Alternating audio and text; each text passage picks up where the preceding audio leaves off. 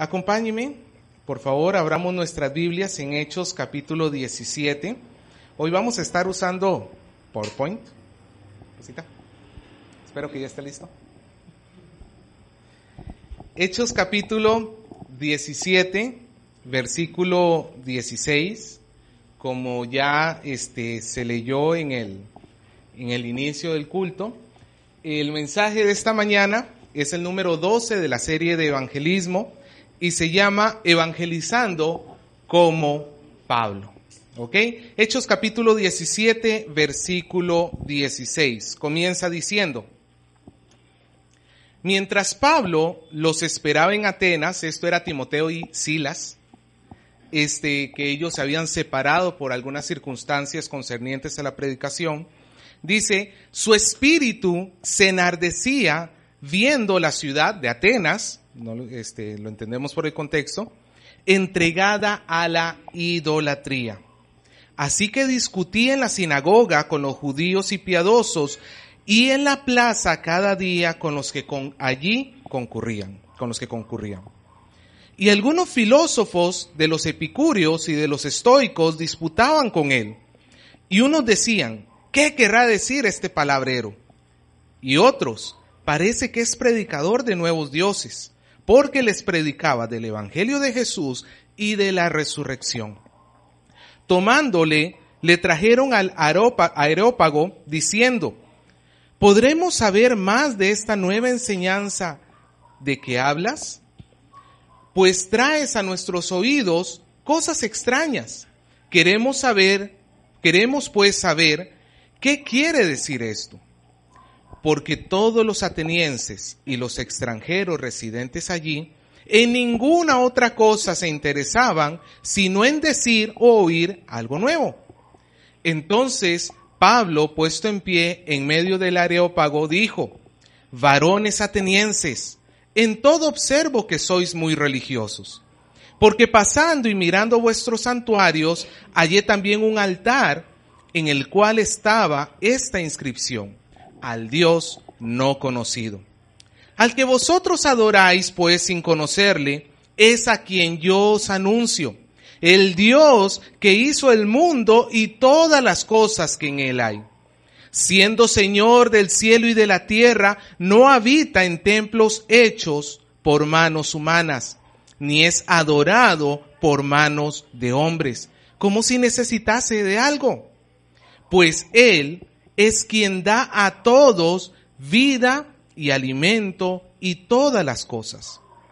Y de una sangre ha hecho todo el linaje de los hombres, para que habiten sobre la faz de la tierra, y les ha prefijado el orden de los tiempos y los límites de su habitación, para que busquen a Dios, si en alguna manera palpando puedan hallarle, aunque ciertamente no está lejos de cada uno de vosotros. Porque en él vivimos y nos movemos y somos, como algunos de vuestros propios poetas también han dicho, porque linaje suyo somos.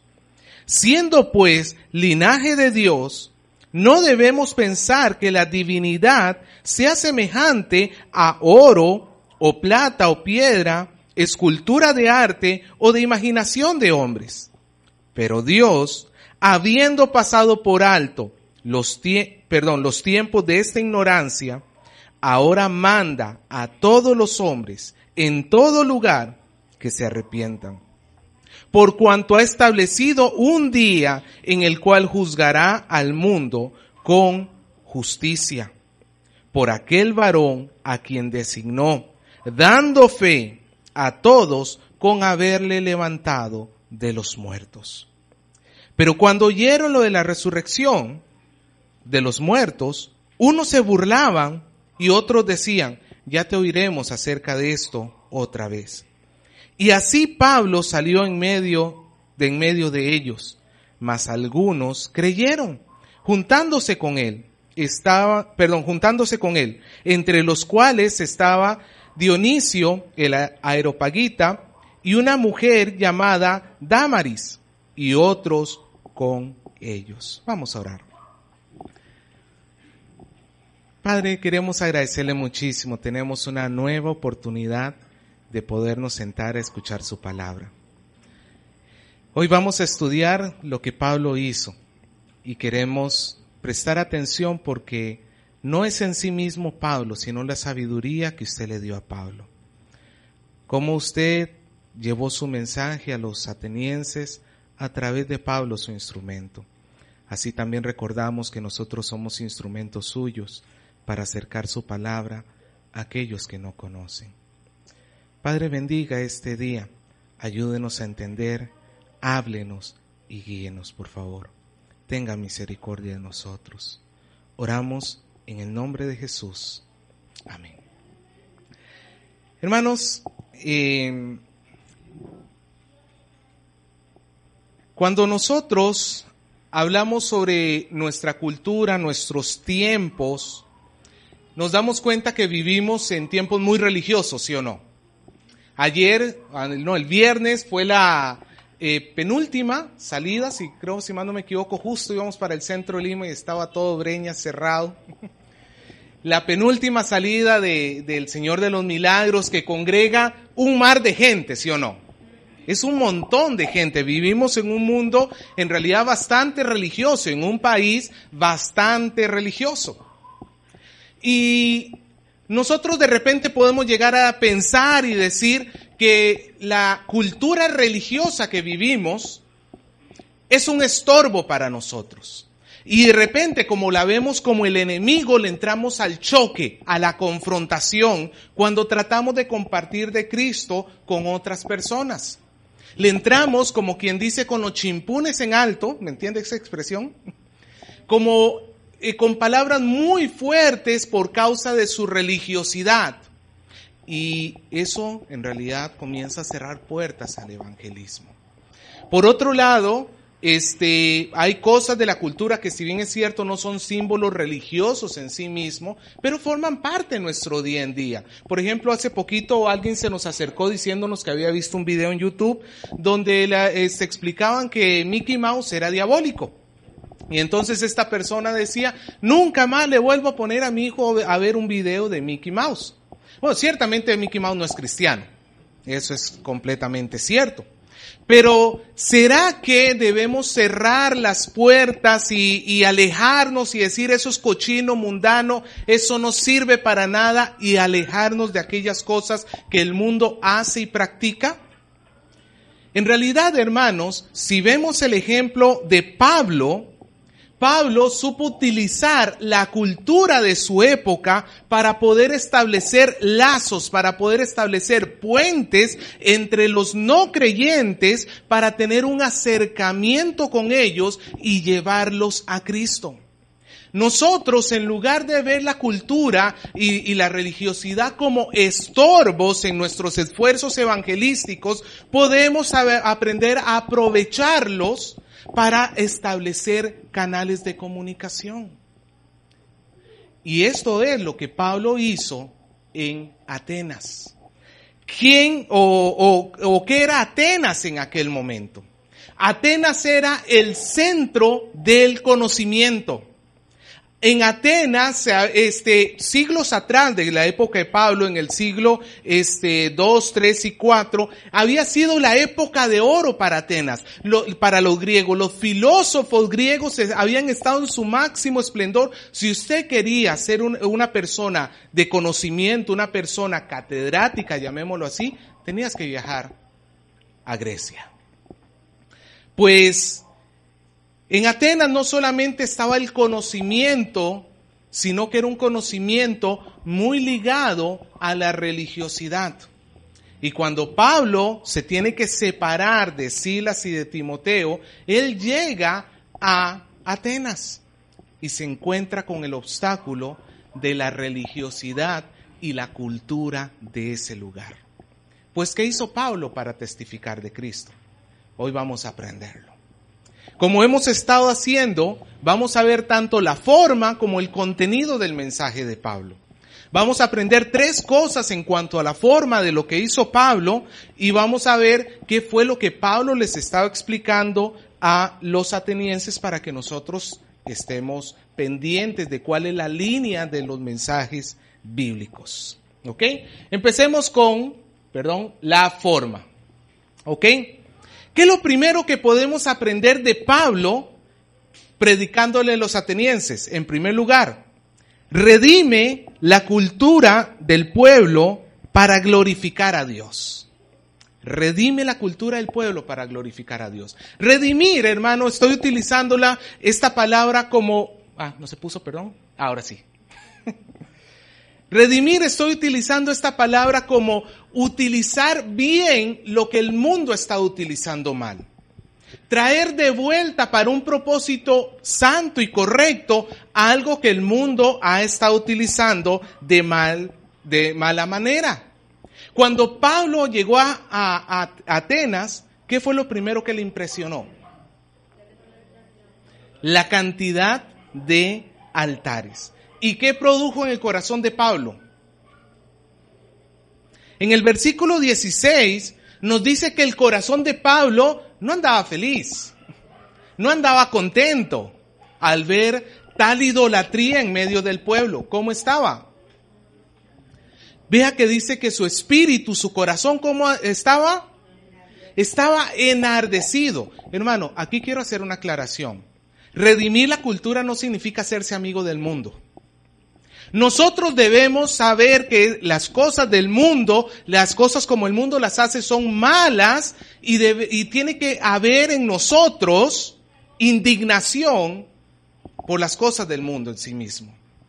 Por las cosas como el mundo hace las cosas. ¿Me dejo entender?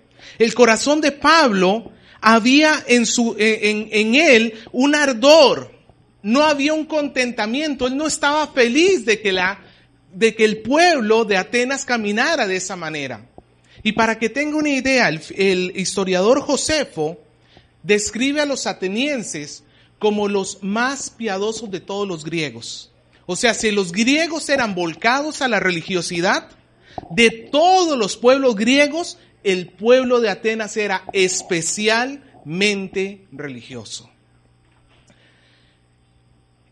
Y Pablo se encuentra en esta ciudad. ¿Qué hago? No salgo porque son un montón de religiosos. Merecen ir al infierno. Sí, merecen ir al infierno, como Pablo también lo merecía y como usted y yo también lo merecemos. Por mérito propio, ¿qué merecemos? Bueno, no lo escucho muy convencido. En realidad, por mérito propio, por nuestras propias obras, no merecemos el cielo. Que usted haya hecho idolatría, que usted haya hecho adulterio, que usted haya hecho mentira, el pecado que hayamos hecho no es la paga del pecado, la muerte, sin importar. Pablo tenía dos opciones en realidad. Podía ver la idolatría y la religiosidad de Atenas como un obstáculo y decir, ¿sabes qué? Este pueblo es muy religioso, este pueblo no va a aceptar el evangelio, este pueblo que sigan perdidos en sus propios caminos y alejarse de aquel pueblo. Ya no tener contacto, como muchas veces, hermanos, sucede en la iglesia del Señor Jesucristo. No queremos tocar al mundo. No queremos acercarnos al mundo porque nos contamina, porque eso es cochino, porque el Señor me ha redimido y yo tengo que alejarme de aquello. Pero el problema es que en esa lejanía perdemos el contacto, perdemos la capacidad o la oportunidad de predicarles de Cristo. Pablo, por el contrario, vio que la idolatría y la religiosidad de este pueblo mostraban algo. ¿Sabe qué muestra cuando un pueblo es muy religioso? Muestra que en cierta manera el hombre tiene necesidad de Dios. Muestra que esa persona tiene una búsqueda por Dios. El problema es que la está haciendo de mala manera. El problema es que no la está haciendo buscando a Cristo. El problema es que a final de cuentas lo que está buscando es salvarse a través de sus propias obras. Pero en principio podemos rescatar de que hay una necesidad, una búsqueda por el Señor. Cuando vemos a este mar de gente, por ejemplo, vestido de morados, en la salida del Señor de los Milagros, si bien es cierto, hermano, no debemos complacernos, no debemos sentirnos felices porque el pueblo esté haciendo tales prácticas, pero podemos rescatar de que hay gente que necesita a Dios. Eso no les va a ayudar para la salvación, no es un medio para la salvación, pero hay una necesidad que nosotros podemos aprovechar. Debemos ver la cultura y la religiosidad como algo útil para fines evangelísticos. A eso es a lo que yo le llamo redimir la cultura. No es útil en sí misma la religiosidad para la salvación, pero sí nos va a permitir establecer un terreno en común con ellos para podernos acercar y comenzar una conversación con ellos. Pablo no estaba de acuerdo con los atenienses, lo vemos en el versículo 16, pero vea el versículo 22 y 23. Cuando a Pablo lo invitan al Areópago, el Areópago se llama, el nombre en español sería la colina de Marte, ¿ok? El dios griego, y era una corte. Lo que pasa es que en Atenas llegaban todos los filósofos y las autoridades tenían que filtrar qué filósofos podían predicar o quiénes no. Si el filósofo traía una predicación que podía atentar en contra del Estado como subversiva, por ejemplo, pues no le permitían predicar. Pero si el filósofo tenía una predicación que no atentaba contra el Estado, pues que hable. Era parte del atractivo de Grecia, ¿ok? Entonces a Pablo lo llaman al Areópago, donde está la corte, donde lo que quieren es saber qué es lo que él está trayendo. Porque tú nos hablas de un Jesús y de una resurrección. Parece que ellos pensaban que resurrección era una diosa. Porque en griego resurrección es Anastasia. Y ellos entendían que hablaba de Jesús y de Anastasia. Al parecer ese era el punto, porque cuando entendieron lo de la resurrección ya le dieron la espalda a Pablo. Cuando se acerca Pablo en el versículo 22 y 23 para comenzar su discurso y explicarles lo que él les tiene que decir, en lugar de entrar con los chimpunes en alto, vea cómo dice: varones atenienses, en todo observo que sois muy religiosos. Esto no lo dijo a manera de sarcasmo, sería más bien como a manera como de un cumplido. Y no estaba diciendo mentiras Pablo. El pueblo era religioso, no solamente religioso, era muy religioso en todas las cosas. Pablo no estaba mintiendo. Utilizó la cultura de ellos religiosa para poder acercarse y comenzar a abrir los oídos de ellos. ¿Me dejo entender? Versículo 23. Porque pasando y mirando vuestros santuarios, hallé también un altar en el cual estaba la inscripción: al Dios no conocido. Ve, hermano, los atenienses, ellos eran de muchos dioses. Ellos tienen a Zeus, tienen a Atenas, tienen a Marte, tienen un montón de dioses, y para no ofender a ningún dios, por aquello crearon un altar para el Dios que ellos todavía no conocían. Por si acaso, para que ningún Dios se ofendiera el día de mañana, que dijera: pero a mí no me hicieron altar, según ellos, ¿no? Que este Dios les dijera: pero a mí no me hicieron altar. Sí lo hicimos. Ahí está el altar del Dios no conocido.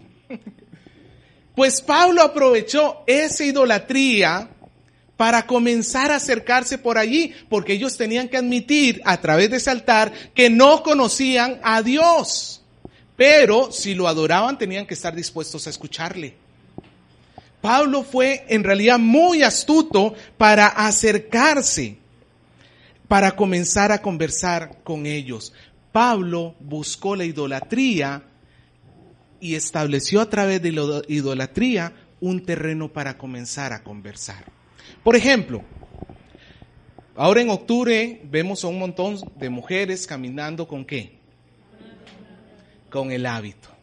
Esa vestidura morada con el cordoncito blanco. ¿Eso demuestra o no demuestra que esta persona es religiosa? Posiblemente ha hecho un voto, ¿no es cierto? Tengo entendido que ese es el punto. Ha hecho un voto y el Señor de los Milagros le ha hecho el milagro y ahora está pagando el voto a través del hábito, ¿cierto? En lugar, cierto, que nos debe indignar el hecho que ellos adoren una imagen. Pero ¿por qué no aprovechar la oportunidad de ver una señora, por ejemplo, con el hábito y comenzar a hablarle a través de ello sobre Cristo. En lugar de decirle, usted se va a ir al infierno con todo y hábito, en lugar de eso, de repente comenzar a preguntarle, oye, ¿qué le pediste al Señor de los milagros? No, es que yo le pedí que me sanara a mi hijita porque se estaba muriendo y me la sanó. Ah, qué bueno, ¿te la sanó? Sí, me la sanó. Y una pregunta, y cuando suceda, porque lamentablemente a pesar de que va a ser sanada, algún día tú y tu hijita van a tener que partir a la presencia de Dios. Cuando llegues al cielo y te encuentres a San Pedro en la puerta, porque usted ya sabe que el católico piensa que San Pedro es el que recibe, ¿no? Y San Pedro te pregunta y te diga, oye, ¿por qué te tengo que dejar entrar al cielo? ¿Qué le vas a responder? Y de ahí, hermano, según la respuesta, nosotros ya podemos comenzar a evangelizarle, mostrarle que la salvación por las obras no existe y únicamente a través de la confianza en Cristo Jesús. ¿Me dejo entender, hermano? En lugar de sentirlo como el enemigo, puede ser una oportunidad para establecer una relación. Hoy en día estamos viviendo una cultura que está regresando a la religiosidad. Después del tiempo de la razón, en la época moderna, en esta época postmoderna, el hombre está regresando a la religiosidad, no necesariamente al cristianismo. Pero, por ejemplo, hoy es normal que la gente medite y haga yoga, ¿sí o no? Es parte de religiones orientales. Y eso, hermanos, podemos de repente comenzar conversaciones a través de eso. ¿Para qué lo haces? ¿Qué fin tienes? Pero intencionalmente es meterse por ese camino, pero para luego llevarlos a Cristo. ¿Me dejo entender, hermano? ¿Sí? Nosotros tenemos que redimir la cultura. Pablo no tuvo miedo de conocer la cultura de los atenienses. Pablo llegó a la ciudad, dejó sus maletas en el hotel y lo otro que hizo después fue irse a caminar. ¿Por dónde? Por donde estaban los altares. Hoy en día muchos cristianos dirían, eso es contaminante.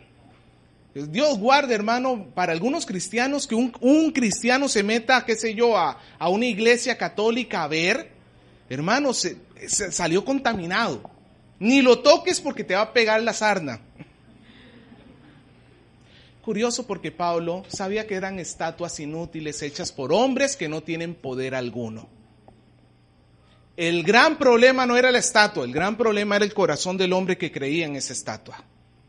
Pero la estatua, hermano, por sí sola es un pedazo de yeso, un pedazo de plástico, un pedazo de madera, un pedazo de oro, que no sirve para nada. Pablo no tuvo miedo, él caminó por los templos. Él conocía incluso, me llama la atención, no lo vemos a simple vista en el texto, pero Pablo conocía personajes famosos de Grecia y los utilizó para conversar con los atenienses. Porque, a ver, yo soy costarricense, usted es peruano. Si yo viniera y les contara de cosas de costarricenses, usted de repente se quedaría pensando y no establece una relación tan cercana porque no forma parte de su vida los personajes costarricenses, ¿sí o no? Pero si yo vengo y le hablo de personajes peruanos, usted lo puede sentir más suyo, ¿sí o no? Usted como que siente mayor interés porque eso forma parte de su vida. ¿Me dejo entender?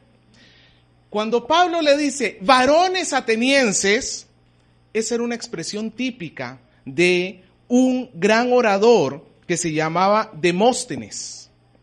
Es como, por ejemplo, y guardando las distancias, que Pablo hubiera comenzado su disertación diciendo, oiga caballero. ¿Con quién lo asociamos? Esa introducción. Con cómicos, me imagino que algún cómico en particular lo habrá inventado. No sé quién habrá sido. Pero Pablo les habló de una manera en que la cultura de ellos iba a decir, con esto me identifico, aquí me meto. A pesar de que era un orador no cristiano.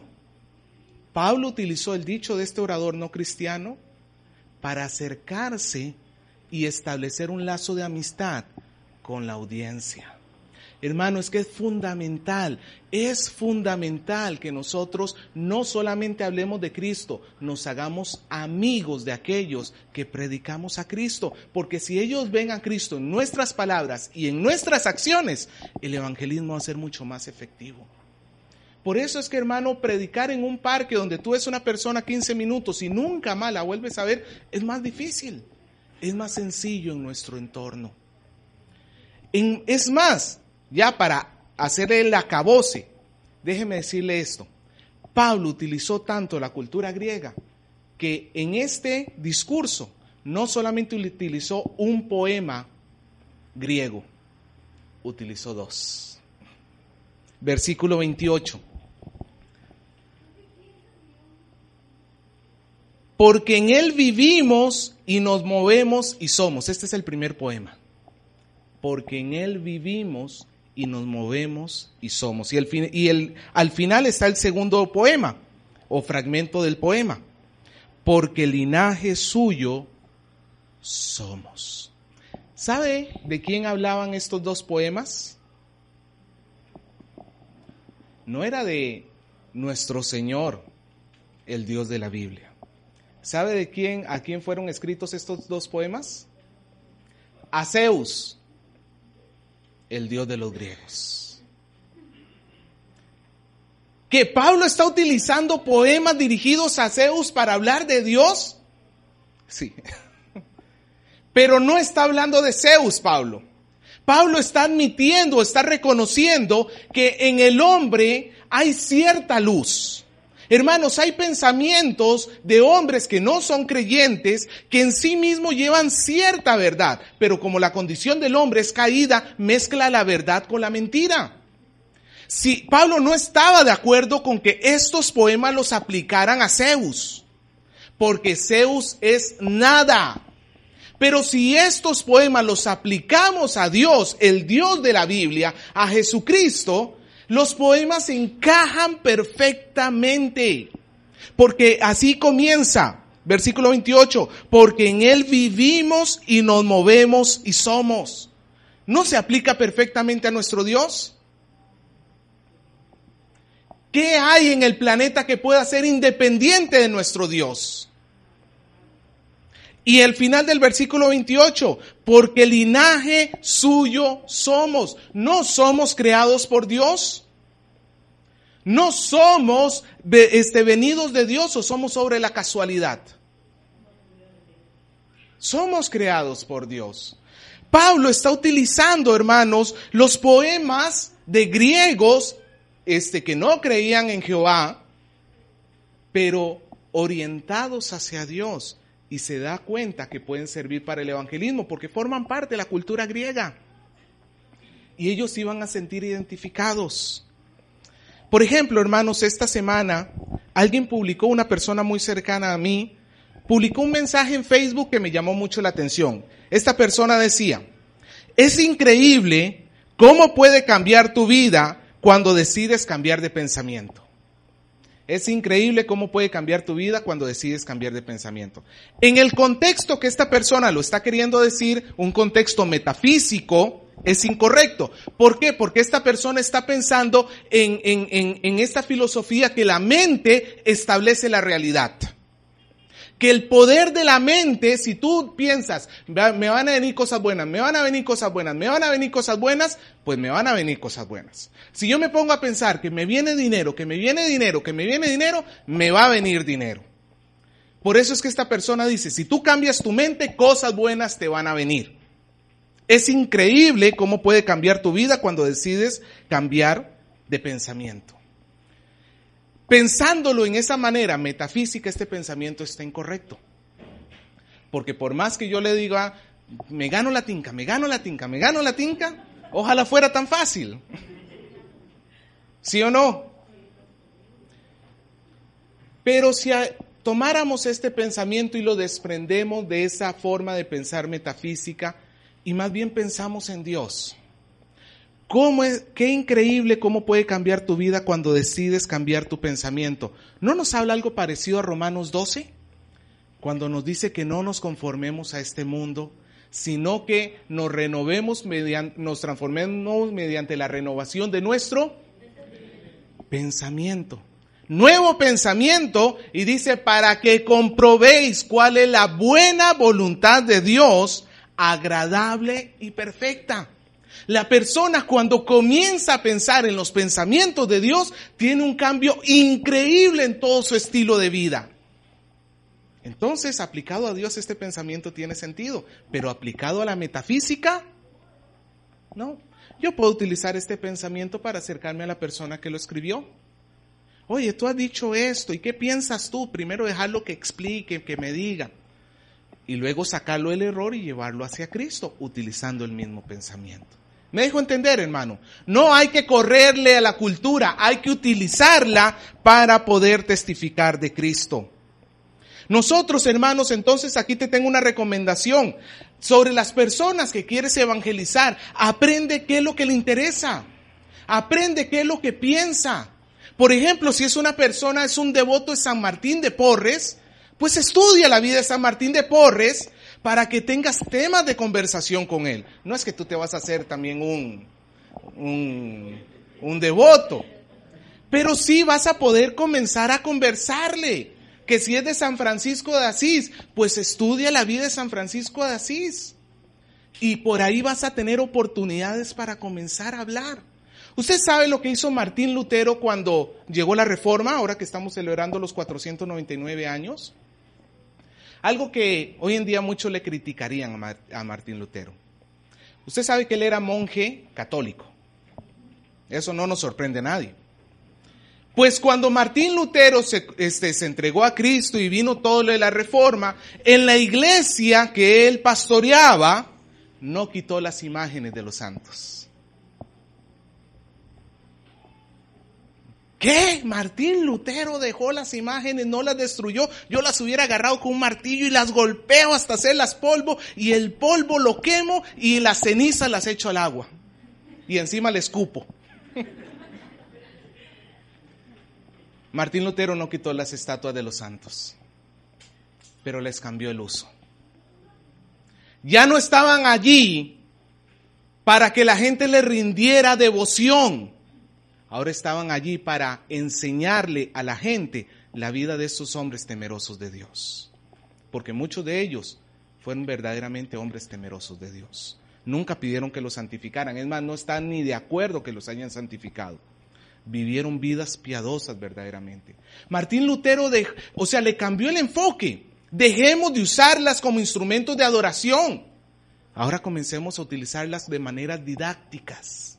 Para enseñarles, por ejemplo, a los niños, a los jóvenes, a los adultos, cómo un ser humano sí puede vivir en la voluntad de Dios si aprende a depender de Dios.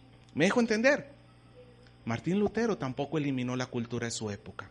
Como Pablo, la aprovechó para llevar a Cristo a otras personas. Eso es lo primero, entonces, redimir la cultura para la gloria de Dios. En segundo lugar, busca otros creyentes con quienes puedas hablar de Cristo públicamente. Esta fue una estrategia de Pablo. Llegó a Atenas, ¿y a dónde fue primero? Siempre Pablo iba a las sinagogas. Y ahí conversaba porque entre judíos era mucho más sencillo comenzar temas de conversación que con los gentiles. Pero una vez que ya comenzó a ganar judíos, se fue ¿a dónde? Nos dice en el versículo 16 que fue en el versículo 17, al final. ¿Fue a dónde? A la plaza. Nosotros nos imaginamos plaza como una plaza de armas. No era la plaza de armas, era como el mercado. En las plazas la gente iba a vender sus productos. Y se aglomeraba cualquier cantidad de gente. Y ahí andaban los filósofos dando sus disertaciones. Era normal que la gente se congregara en la plaza para también hablar. Pues Pablo aprovechó eso, juntó un grupo de gente y se fue para la plaza. Y ahí, hablando de Cristo públicamente, los filósofos lo escucharon y lo jalaron para que él viniera a explicar qué era lo que estaba hablando. Hermano, Pablo aprovechó la curiosidad del hombre. El dicho popular dice que ¿cómo es? El del gato que murió por curioso, la curiosidad mató al gato. Pues le pongo otro dicho. Posiblemente el no creyente puede conocer de Cristo por la curiosidad. La curiosidad salvó al no cristiano. Pablo sabe que los hombres son curiosos y les gusta escuchar conversaciones que no son de ellos. Les gusta poner oído a conversaciones de otros. Y aprovechó eso para que los demás comenzaran a escuchar y de repente, oye, este está hablando de algo que me interesa, y comenzaron a congregarse y Pablo comenzó a congregar un montón de gente hablando entre ellos. Algo así podemos hacer, por ejemplo, en el trabajo, en los estudios. Primero busca a creyentes, anda primero a ellos, a compañeros tuyos que sean cristianos. De repente, no creo que tú seas el único, por ahí debe haber otro, aunque sea medio primo, pero debe haber ahí. ¿No? Y durante, por ejemplo, la hora del almuerzo, siéntate en una mesa donde hayan otros no creyentes y deliberadamente tú con ese creyente que estás ahí, comienza a hablar de Cristo. Y las otras personas, ¿saben qué es lo que van a comenzar a hacer? Van a empezar a abrir el oído y a escuchar. Y eso puede dar la oportunidad para comenzar a conversar de Cristo. Eso puede dar una oportunidad para que nosotros comencemos a hablar. Entonces, siguiente consejo que vemos en Pablo, busca otros creyentes con quienes puedas hablar de Cristo públicamente. Y en tercer lugar, corrige los errores del entendimiento sobre Dios. Ya una vez que comenzaste a hablar con ellos, ahora sí es el tiempo de no dejarlos en el error. Hay que sacarlos del error. Ese es el propósito. El propósito no es entrar con los chimpunes en alto porque te cierran la puerta. Pero una vez que ya estás dentro, tienes que decirles en lo que están errados. Tienes que decirles en lo que estás errado. Pablo se encontró con dos tipos de filósofos. ¿Quiénes eran?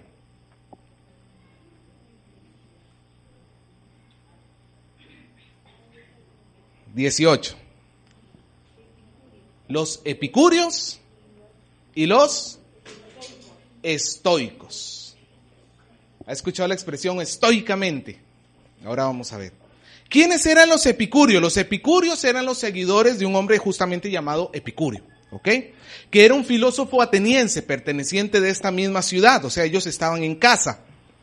¿Y qué era el pensamiento de los epicúreos? Por ejemplo, entre ellos pensaban que el mundo se había creado de la nada e iba a llegar a desaparecer también por la nada, por la casualidad.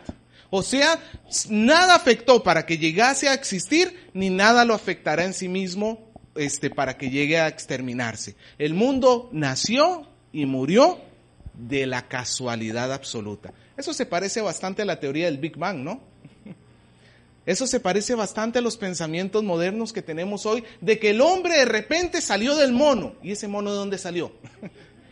Salió de un animal del agua. ¿Y ese animal del agua de dónde salió? Salió de una almeba. ¿Y esa almeba de dónde salió? Y nunca logra, al final de cuentas todo fue obra de la casualidad. Bueno, ese es un pensamiento de Epicurio. Segundo, ellos creían que el alma iba a ser exterminada juntamente con el cuerpo, que cuando el cuerpo moría, el alma también moría, y por tanto no hay juicio final. Todo lo que tienes en esta vida es lo que existe, y cuando te mueres, ahí se acaba todo. ¿Se parece o no se parece al pensamiento actual? Vive tu vida y no dejes que tu vida te viva. La vida es una sola, dicen. No, la vida no es una sola, son dos, una en este mundo y una delante de Dios. Los epicúreos, también los testigos de Jehová tienen este tipo de pensamiento. El alma no es inmortal. Si tú no estás dentro de los que se salvan, simplemente tu alma llega a un exterminio.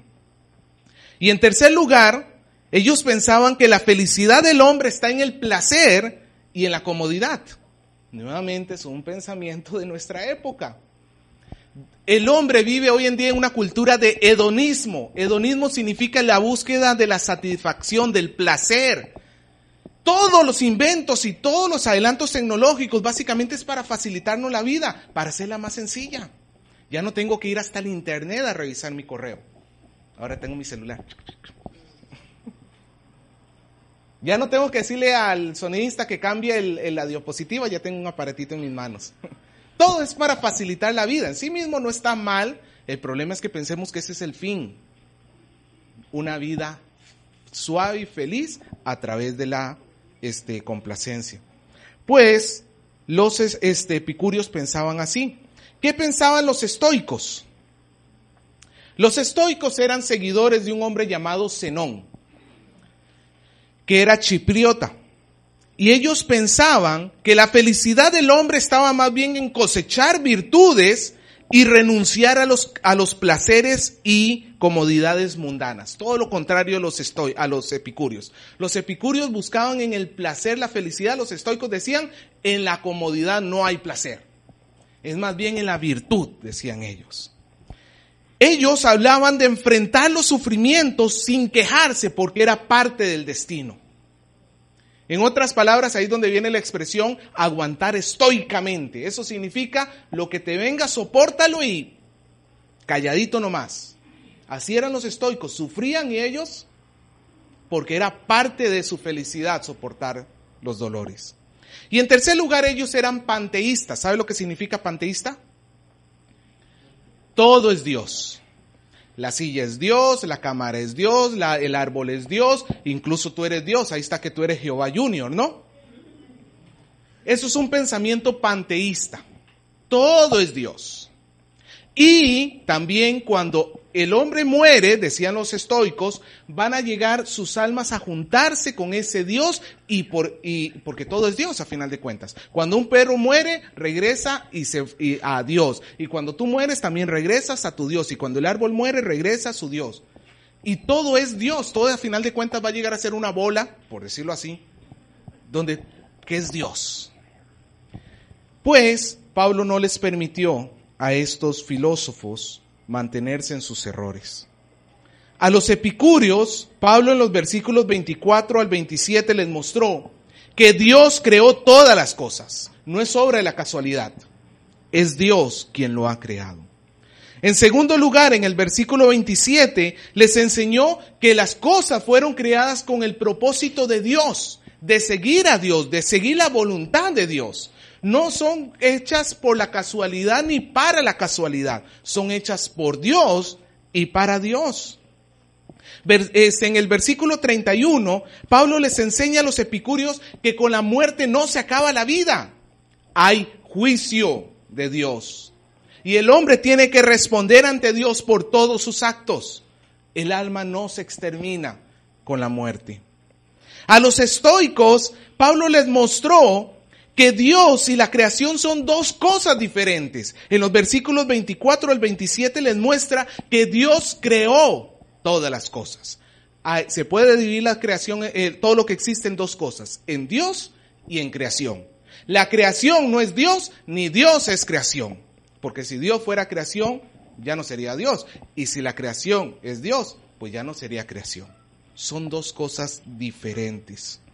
También les mostró que el destino no es una cuestión de algo impersonal, algo así como tenemos el pensamiento hoy que mucho ronda, es cosa del destino, decimos. Pero ¿quién escribió el destino? No se menciona. El destino es la voluntad de Dios. Quien establece el hombre qué es lo que tiene que hacer, los límites de su habitación, todo cuanto es correspondiente al hombre, viene por parte de Dios. Y finalmente a los atenienses les corrigió en su pensamiento, porque los atenienses pensaban, los griegos pensaban, que la humanidad había surgido de dos maneras. Uno, todo el mundo había surgido de algún lado, pero ellos, los griegos, habían nacido en Grecia. Ellos se creían un pueblo especial, diferente. Pues no, dice Pablo en el versículo 26, Dios de uno solo hizo todo el linaje. Ustedes no son más ni menos que nadie. Y en segundo lugar, les cambió la idea de la resurrección. o les habló de la resurrección. Para los griegos no había tal asunto como la resurrección, porque para los epicúreos morías y se terminaba la historia. Para los estoicos morías y ibas a Dios. No había un regresa, no había una vuelta en U hacia esta vida. Jesús o Pablo les habló sobre Jesús resucitando de los muertos. Y ahí estuvo el punto de quiebre. Los griegos no aceptaron la idea de la resurrección. Y entonces comenzaron a rechazar el mensaje de Pablo. Vea, hermano, y quiero que note esto. A pesar de que en esta oportunidad prácticamente hubieron muy pocos convertidos, fue una excelente predicación por parte de Pablo y él honró al Señor. Porque a pesar de que los griegos no aceptaron el asunto de la resurrección, Pablo no estaba hablando para complacer a los griegos. Y eso es lo que quiero dejar claro cuando hablamos sobre redimir la cultura. El asunto no es cambiar la verdad de Dios por ganarnos a la gente. No, el asunto es tener cuidado porque la verdad de Dios no está en negociación. No es que si te gusta te lo digo y si no te gusta no te lo digo. No, a Pablo él sabía que no les iba a gustar, pero igual se los dijo y Pablo terminó glorificando a Dios a pesar de que la gente le dijo, tú eres un loco. No está en disputa, no está en negociación las verdades bíblicas. Tengamos cuidado cuando redimimos la cultura de no apagar lo que Dios dice. ¿Me dejo entender, hermanos? Cuando Pablo les dijo lo de la resurrección, se terminó el interés de ellos, ya no quisieron escucharle. Pero Dios fue glorificado porque aún así algunos se salvaron. Los que estaban ordenados para salvación se salvaron. En cuanto al contenido del mensaje de Pablo, puedo dividirlo de esta manera. En primer lugar, la introducción, que es los versículos 22 y 23, cuando Pablo les dice, varones atenienses, ustedes son muy religiosos, yo les vengo a hablar del Dios no conocido. El primer punto de Pablo sería el pecado de la falsa religiosidad. Esto es entre los versículos 24 al 29. Y hay dos subpuntos aquí adentro. En primer lugar, que Dios no es creado sino creador. El problema con ustedes es que ustedes tienen dioses que han creado, les dice a los atenienses. Pero el problema, hermanos, es que Dios no es creado. Al contrario, Dios crea. Los dioses que ustedes tienen son creados, el verdadero Dios es creador, por tanto, ustedes no siguen al verdadero Dios. En segundo lugar, sobre el pecado de la falsa religiosidad, Dios manda que le busquen a Él, no a los ídolos, aunque sea palpando, dice Pablo, aunque sea palpando que le busquen a Él. Como así, como a tientas, como quien está en la oscuridad y alarga su mano para ver si llega a encontrar algo, aunque sea así. En segundo lugar, el segundo punto, Dios juzgará a los hombres, versículos 30-31. En base a su revelación, conforme al versículo 30, y en segundo lugar, a través de Jesús, designado por la resurrección. Ahí estuvo el punto de quiebre. Cuando Pablo les dijo que Jesús iba a juzgarlos y para demostrar Dios que Él había probado a Jesús, lo resucitó de los muertos para probar que Él es el elegido por Dios para juzgar, ahí se rompió la comunicación. Ya no quisieron recibirlo. El discurso de Pablo es cortado en este punto y no pude hablarles del tercer punto que sería natural según los modelos bíblicos. Después de hablarles del pecado y del juicio, ¿cuál cree usted que sería el tercer punto que le hubiera tocado a Pablo decirles? La salvación. Es el tercer punto natural. Ustedes han pecado contra Dios, Dios los va a juzgar, pero aquí viene el camino que Dios les da. Pablo no pudo llegar hasta este punto porque lo cortaron, pero al parecer sí terminó de predicar, aunque sea un grupo pequeño, porque tenemos que se salvaron algunas personas. El Areopagita, que era uno de los de la corte, uno de los funcionarios, posiblemente gobernante también de Atenas, y una mujer llamada Damaris y otros. El mensaje de Pablo hubiera sido de esta manera, muy posiblemente. El pecado del hombre contra Dios, el juicio de Dios contra el hombre, y el tercer punto que no le dejaron predicar, la salvación de Jesús hacia el hombre. Ese es un modelo, hermano, que se repite a lo largo de toda la Biblia. Los profetas del Antiguo Testamento, este es su modelo básicamente. No hablaron de Jesús porque todavía no había llegado Jesús, pero sí de la salvación de Jehová. Son 3 puntos básicos para la evangelización. Has pecado contra Dios, Dios te juzgará y Dios te establece un camino para que si crees en Él, llegues a ser salvo. En conclusión, hermanos, y con esto ya terminamos, Pablo veía la cultura como algo inútil o como algo útil. ¿Estaba de acuerdo o no estaba de acuerdo con la cultura religiosa?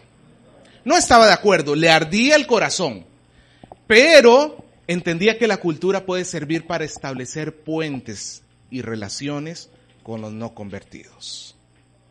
Redimía la cultura. Pero también al mismo tiempo, ojo, porque Pablo también se cuidó de no llevar sus relaciones a tal punto que niegue la verdad de Dios. A pesar de que no le quisieron recibirlo de la resurrección, Pablo continuó adelante. Pablo siguió hablando. Nosotros tenemos que tener precaución de no llevar al extremo, no llegar hasta el extremo de negar la verdad por establecer un puente. Lo que prima es la palabra. La cultura está al servicio de la palabra. Y para terminar, hermanos, quiero mostrarles un pequeño ejemplo de algo que me pareció bastante interesante y que quiero que lo analice conmigo. ¿Usted ha visto esta imagen?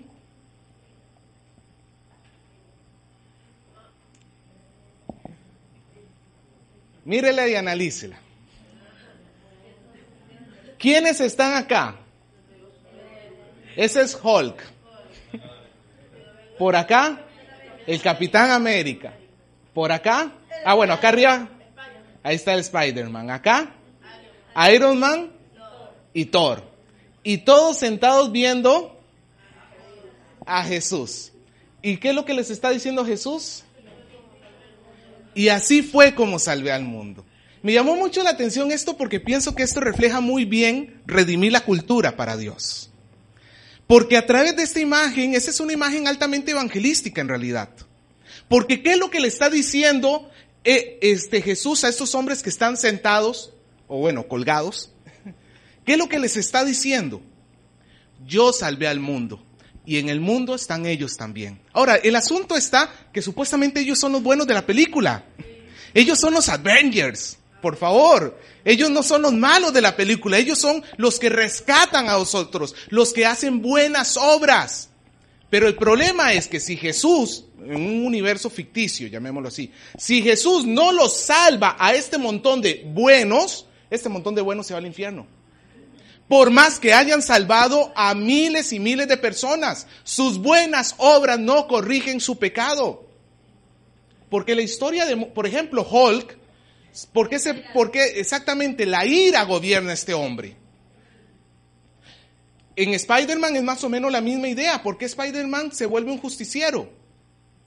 En venganza por los que mataron a su tío, creo que es, o tía, no sé, no me acuerdo.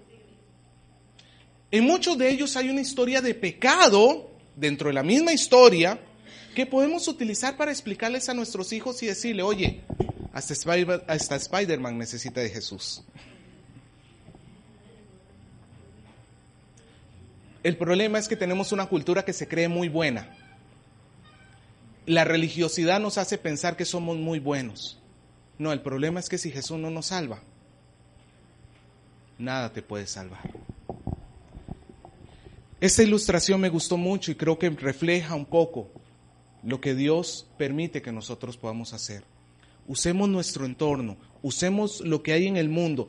No lo compartamos en sí mismo, porque el que se hace enemigo del mundo, el que se hace amigo del mundo se hace enemigo de Dios, ¿cierto?